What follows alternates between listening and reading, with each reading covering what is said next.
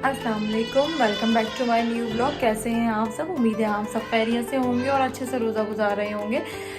आज दिन थोड़ा सा मसरूफ़ था क्योंकि आज मेड भी नहीं आई थी, तो मैं सुबह से काम में लगी हुई थी। घर बर समेटने के बाद मैंने नमाज़ वगैरह पढ़ी। अब चूँकि हमें आज ऐसा कुछ पकाना नहीं है, आज हमारी इफ्तार पे दावत है तो हमने वहाँ जाना है। तो उसके लिए मैंने कुछ कपड़े निकालने थे। जैसे आप लोग देख सकते हैं घर कितना फैला हुआ है, क्योंकि कुछ नए कपड़े मैंने बैग में ज़ाहिर पैक कर दिए थे।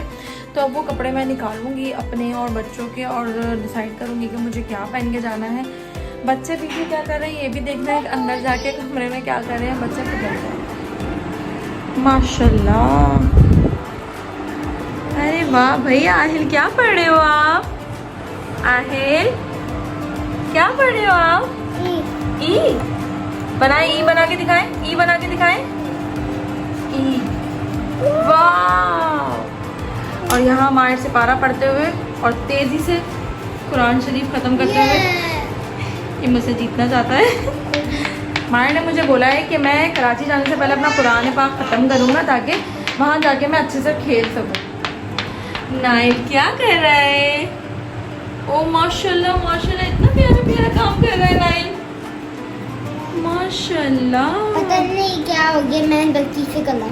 कोई बात नहीं, कोई बात नहीं, इतना प्यारा काम कर रहा है नाइल तो भाई, माशाल्लाह माशाल्लाह, ज़बरदस्त। ये क्या लिखा है मुझे पढ़ के बताएं, क्या लिखा है ये? मुझे नहीं पता हमने क्या क्या बोला था। ये क्या था ये बताएं, मम्मा को बताएं क्या है ये? पे पे से बत्तख। बत्तख नहीं, पत्ता। पत्ता। पे से पे से पत्ता। पत्ता। पत्ता। पे से पत्ता। पत्ता। वेरी गुड, पढ़ें जल्दी पढ़ें, शाबाश। बच्चे यहाँ पे पढ़ रहे हैं और माहिर कुरान पढ़ रहा है। अब मैं यहाँ नाइल को इसका होमवर्क करवा रही थी, क्योंकि पिछले दिनों नाइल ने कुछ ऑफ़ किए थे जिनकी वजह से बहुत सारा काम नाइल के ऊपर रह गया था, वो मुझे कंप्लीट करवाना था। साथ ही साथ आहिल भी लगा हुआ था और पढ़ने की कोशिश कर रहा था, और जो जो चीज़ें उसे समझ आ रही थी वो उन्हें देख के पढ़ रहा था और तंग कर रहा था नाइल को। खूब फाइटिंग भी करने की काफ़ी कोशिश की इसने, लेकिन बहुत डिस्टर्ब करता है। जब मैं ख़ासकर नाइल को पढ़ाने बैठती हूँ तो आहिल मुझे इतना डिस्टर्ब करता है, तो मुझे इसे भी एक पेंसिल कॉपी देनी पड़ती है ताकि ये भी कुछ बना सके और मैं आराम से इसको पढ़ा सकूँ। लेकिन बहुत कम पढ़ा पाती हूँ क्योंकि आहिल कुछ करने ही नहीं देता। लाइक करें, सब्सक्राइब करें। हाँ जी, ये ड्रेस मैंने निकाला था आज दावत में पहन के जाने के लिए। वैसे तो ये 2 पीस ड्रेस है, इसके साथ कोई दुपट्टा नहीं था, लेकिन मेरे पास एक सेम मैचिंग का दुपट्टा पड़ा था तो वो मैंने निकाल लिया था। हाँ जी बताएं। जी दादी। जी, कहाँ है दादी का परफ्यूम? दादी। ये दादी का है, ये दादी का परफ्यूम है। ये परफ्यूम मेरी सास ने मुझे गिफ्ट दिया था, और असल में वो उनके पास रखा होता था, वो यूज़ करती थी, मुझे इसकी खुशबू अच्छी लगती थी तो मेरी सास मुझे दे गई थी। और जब जब ये परफ्यूम मैं निकालती हूँ ना तो मेरा छोटा वाला बेटा कहता है दादी दादी, तो ये अपनी दादी को याद करते हैं।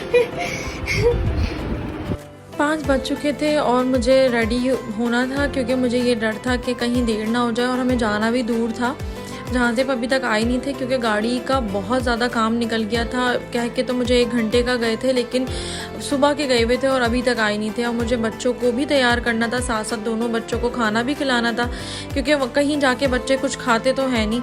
और सुबह का नाश्ता किया हुआ था, तो एक जगह नाइल खाना खा रहा था, एक जगह आयल खाना खा रहा था, और मैं साथ ही साथ तैयार भी हो रही थी। सो तैयार होने के बाद कुछ ऐसी दिख रही थी मैं, और वैसी लग रही होंगी शायद आपको तो, लेकिन बस यही था जो मैं तैयार हुई थी।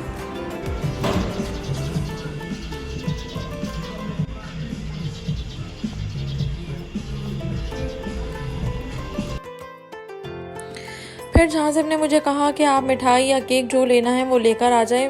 भेजा तो उन्होंने मुझे बुंदू खान था, लेकिन मुझे पता नहीं क्यों मुझे बुंदू खान दिखा ही नहीं और मैं केक्स एंड बेक्स में घुस गई, क्योंकि बराबर में दोनों थे। बीच में एक पिज़्ज़ा की शॉप भी थी, लेकिन मैंने बुंदू खान देखा ही नहीं।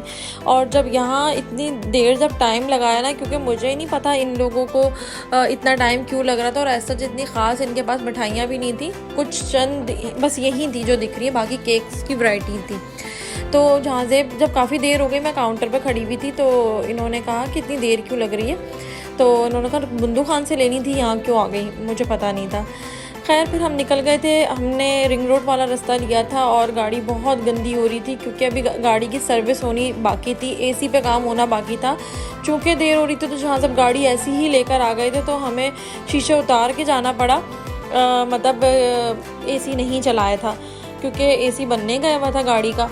अभी भी आधे काम बाकी थे, सर्विस भी नहीं हुई थी, तो जाना भी ज़रूरी था, इसलिए गाड़ी लेकर आ गए थे और आते ही साथ गाड़ी फिर देनी पड़ी।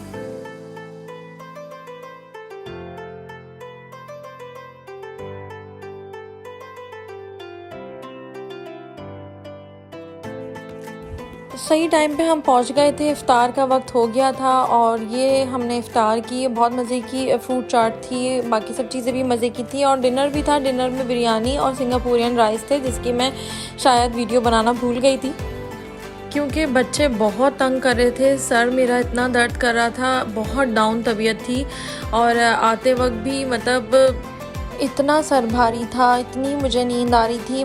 मुझे मतलब समझ नहीं आ रहा था कि बस जल्दी से घर पहुंच जाएं, चेंज करूं और लेट जाऊं। हालांकि आज इतना काम नहीं किया किचन वगैरह में, लेकिन काफ़ी दिन की मुझे लग रहा है कि पूरे रमज़ान की थकान है, रूटीन बहुत डिस्टर्ब हो गया है। और मैं तो गाड़ी में सो भी गई थी, मुझे ख़ुद को यकीन नहीं आ रहा कि मैं 10 मिनट के लिए सो गई थी। और जहाज़िब ने मेरी छुपके से वीडियो भी बना ली है, आगे आप देखेंगे। मेरी आँख लग गई थी, वरना मैं कभी भी नहीं सोती इस तरीके से। हमेशा मैं अपने टाइम पे ही सोती हूँ, लेकिन मैं बहुत थक गई थी। घर आते ही साथ फिर मैंने चाय वगैरह बना के पी, ताकि थोड़ा फ्रेश हो जाऊँ।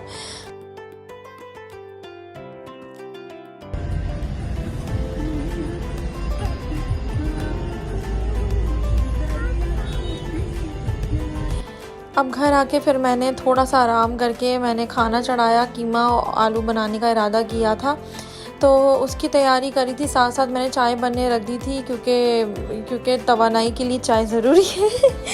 तो चाय बनने के लिए रखी और फिर मैंने इन्हें भी चाय दी, ख़ुद भी चाय पी और अभी भी घर के काम ही निपटा रही हूँ। तो सोचा आज का व्लॉग अपलोड कर दूँ। आज के लिए बस इतना ही। काम तो मेरे ख़त्म होंगे नहीं, इंशाल्लाह फिर मुलाकात होगी एक नए व्लॉग के साथ। आप सब अपना ख्याल रखिएगा, दुआओं में बहुत याद रखिएगा। अल्लाह हाफ़िज़।